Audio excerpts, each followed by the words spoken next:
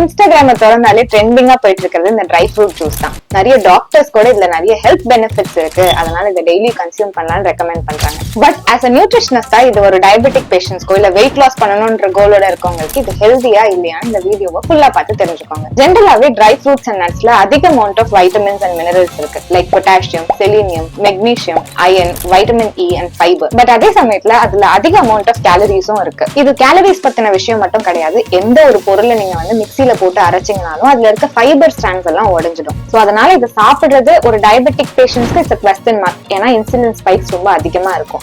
அதே மாதிரி weight loss தான் உங்களோட கோலா இருக்கு, இது ஒரு மீல் ரீப்ளேஸ்மெண்டா சாப்பிடுறீங்கன்னா கண்டிப்பா it's not a better choice. எந்த ஒரு விஷயமா இருந்தாலும் டாக்டர் சொல்றாங்க, இன்ஃபுளுசர் சொல்றாங்க அப்படின்னு சொல்லி எடுத்துக்க கூடாது. நீங்க உங்களோட ஓன் ரிசர்ச் பண்ணணும். அது உங்க பாடிக்கு செட் ஆகுமான்றதை யோசிச்சுட்டு அதை உங்களோட மீல்ல இன்க்ளூட் பண்ணுங்க. For more such nutritional information, follow good health nutrition.